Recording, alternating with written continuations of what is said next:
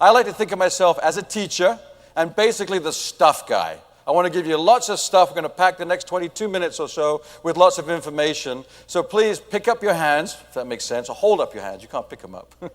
They wouldn't be attached. Pick up your hands, hold up your hands, pick up your pens, and shake your hand out because you're going to be doing lots and lots of writing, lots of notes to keep up. All right? So let's begin the program. We're going to be talking about an interesting topic here. I am on page 17 of the workbook, just so you know. And I have a very interesting question for you, if I may, and please don't be offended, but have you been looking at your customers' butts recently? Whoops. Uh-oh, there goes the whole show. Sorry, Bill. Yeah, what did he say? Roland, what did he say? Have you been looking at your customers' butts recently? Some of you go, yeah, they got great butts. What I'm trying to say is I would buy Roland, but I need to think about it. Oh, I would buy, but I don't know about your financing. I would buy, but I haven't seen the models yet. So what I'm saying is when you hear the word but, it means there's an objection coming. Does that make sense? So we want to like butts. My theme song should be, and I can't sing, so I won't, but I like big butts. Truly I do, I don't lie. I like big butts. Because when I hear a but, I know I'm getting an objection, and objections are what? Buying signals. Correct? Objections are buying signals. So we're going to talk about butts, nice big butts, and how we handle them throughout this next session. All right, let's get started. Number one, on our notebook here, it says 5 rules for managing objections. The first rule, perception is reality. In other words, and by the way, this is a magic wand. It's impressive, isn't it? People like my wand. It's an impressive wand, if I may say so. What we try and do as salespeople sometimes is change the reality. And we can't. The customer may say things like, the room is too small. Can we wave our magic wand and make the room bigger? No. We have to explain the benefits of why maybe that's a great size room, because our research has shown that our customers prefer their space dedicated to the living areas. And so therefore, our research has shown that these are the perfect size rooms. How does that work for you? How does that make you feel? We don't just change the size of things. We can't just wave our magic wand and make things better. So we don't change the reality. What do we change? Their perception. So unfortunately, I do love this one. I'm very attached to it. Imagine if we could really do that. Just flash. So I have to get rid of it, though. It pains me to do so, but let's say goodbye. I could break something. Let's say goodbye to the chopped liver and the magic wand. Uh-oh. All right, so that's number one. Most objections are either value or lifestyle challenges. In your workbook, you have some spaces. Most objections are either value or lifestyle challenges. The people, your customers, don't understand the value. We haven't built the value yet. So we have to make sure we explain it, explain why we're different. Most of us aren't the least expensive builders in our marketplace. Why? Because we include more value. If they don't understand that from the very beginning, you're going to look expensive. So you have to explain the value. You can do that with props and tools and explain why you're the different quality builder in your market. So you include more value. Or the lifestyle. Maybe you're a little bit more expensive because you have a clubhouse. You have amenities that cost something that they would greatly enjoy. So if you don't explain that, they won't understand it. So don't be defensive when you get an objection. Understand they're either a value or a lifestyle challenge. C, the minority. And please circle the word minority. The minority of objections are real issues. Every now and again, we do get a real issue. As you go through this program, as you study sales training, as you go out there in the models, you're going to realize it's fewer and fewer are actually real objections. But a real objection may be a customer came in, they have their children in a certain grade level at school, and they really don't want to move, and they really mean it. So if you think you have a real objection, just ask this question. Is that critical to you? If they give you an objection that you suspect might be a real issue, and we could go through 100 objections that are not real issues. No steps, don't like basements, those are not real issues. But things like being in the wrong school district, maybe, those kinds of things. So just say, is that critical or is that vital to you? And if they say no, move on. You don't have to go back to it. They were just expressing themselves, which is a good thing. We don't want to close them down too early. D, never answer an objection before it's time. All right? Never answer it before it's time. Is there a better place and time to answer an objection? Absolutely. Usually when you have a prop that you can show them that would answer their objection, something that would be less confusing. So if they have an objection about something that's in the model, just as Jim was saying, take them into the model. Don't say, this is the kitchen, as Jim said. They probably understood that. The clue was the range or the bathroom. We sort of figured that round thing that flushes, that may have been the toilet. They knew that, but maybe there's an objection that you can handle in there. And you'll say, I can't wait to show you that in the model. Is that okay? So table it until you can answer it more effectively. An objection that I got all the time, which I don't think is an objection, something that I think they go to buyer school. Do you agree, by the way, that your customers go to buyer school? Show of hands. They just say the same things. After you've been in this business more than about a week, you can't believe they just say the same things. And quite frequently, when they walk into a gorgeous furnished model, a vulgar display of money, as we like to say, they say, wow, how much is the model? Do they really mean it, though? Not really. Do they really want to replicate that model, do you think? How could they? No, thank you very much. How could they? They haven't seen it yet. They just walked in. Wow, how much is this one?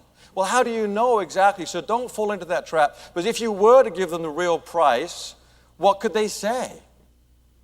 You're crazy. That's so expensive.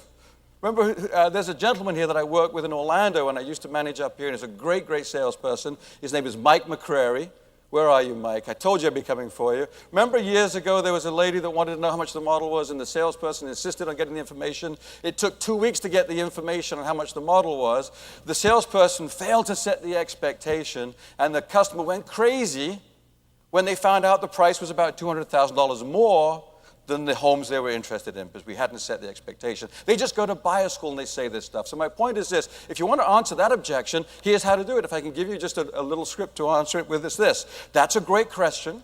If you want to jot it down, does anybody get that question? Okay, good. That's a great question. It's a little bit complicated. Is that true for some of you? You've got to go back, and it took us 2 weeks because the model was built 2 years prior to that. So that's a great question. It's a little bit complicated. I'd be happy to look it up when we go back to my office. I'd be happy to look it up when we go back to my office. And then semicolon. I don't say semicolon. Semicolon. Meanwhile, let's talk about what you would like in your brand new home. Make it about them. Turn the tables. That's what demonstration, right, Jim, is supposed to be about. It's about the customer. It's not about us and our arbitrary interior designer who did a wonderful job but may have spent $200,000 on a backsplash that they don't want, need, or even know about. So table it and say, that's a great question, a little bit complicated. I'd be happy to answer that when we go back to my office. Meanwhile, let's talk about what you would like in your brand new home.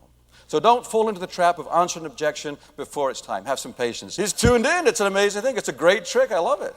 I hear you. There's no commitment to I hear you, just so you know, guys. So I hear you. Just keep it simple. Don't agree. Don't embrace that. Don't make their objection bigger.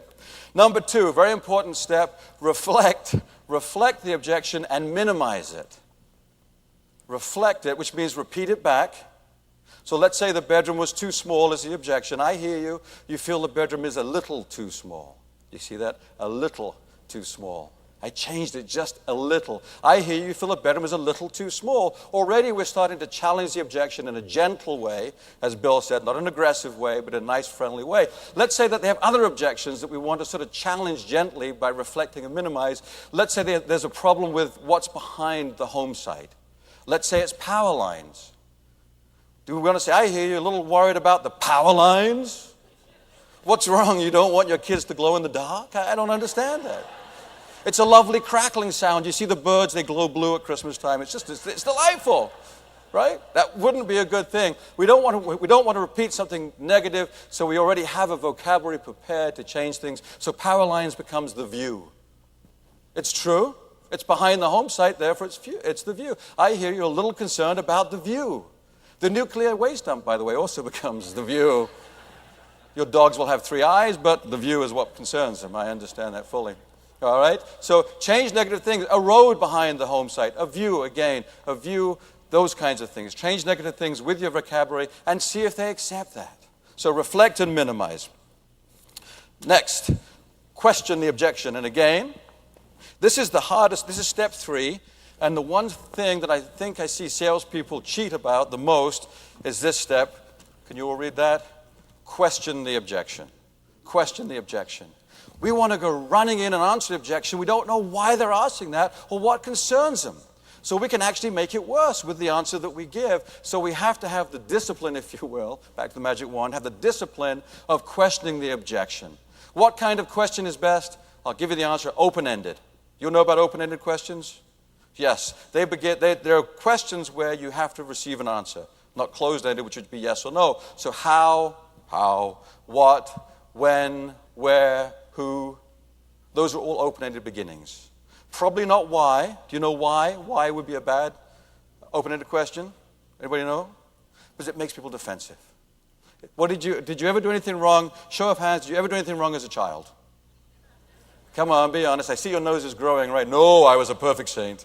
And what did your parents say to you? Why'd you do that? Why'd you do that? Because I wanted to. Because we talk about it all the time, right, Bob? Because I messed up. That's why.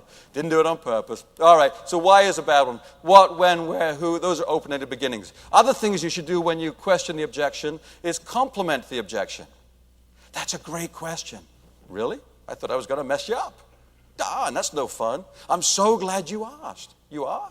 I thought this was going to trick you. Darn, this is no fun here. So compliment the objection. That's a great question. I'm so glad you asked. Found a lot of our customers felt that way. Now it makes them feel okay for asking that objection. They trust you. You've built trust. When you question it, say this phrase before you question it. Please help me understand. When you question the objection, please help me understand, and then you ask them, what is a blank? Where's Wilson? Is Wilson Mills here? And Wilson, don't be shy. I think I saw you waving earlier. No, he's from Minnesota. If you're here, great salesperson and sales manager. We do objection role-playing with this company on a frequent basis. The objection was a trailer park. Can you imagine that? A trailer park right next to the homes that they were building there. So we went through this process, and they all knew that they were going to stump the champion. Oh, trailer park. Well, we'll never get out of this one. We're going to get in with this objection. So we went through the process. I hear a little concern, and we reflected and minimized. What did we change the trailer park to? View would be one very good thing. We came up with community. Community that happens to attract hurricanes and tornadoes, but a community nevertheless. So when we question the objection, and when I first did this, I know at least half the group in there in Minnesota, like, this is crazy stuff. It's a trailer park. You know it's a trailer park. Don't be a salesman here. But I don't know what it is about the trailer park that bothers them. And we came up with a list. It could have been three things they came up with. It could be the resale value, the investment. It could be safety, or it just wasn't pretty. Maybe it was aesthetics. So if we were to say, if they said, what about the trailer park? You said, don't worry, it's perfectly safe. It's safe. I was thinking of resale value. You mean it's not safe? So you could actually make it a lot worse. So, true, right? So when we questioned the objection, we said, what is it about the community next door that concerns you? With a straight face, as though butter wouldn't melt in your mouth. Talking about it. I hear you, a little concerned about the community next door. Please help me understand, what is it about the community next door that concerns you? And we'd get one of three answers, and then we'd have our prepared answer for whatever objection it was. So don't fall in the trap of answering objection before it's time, if you will.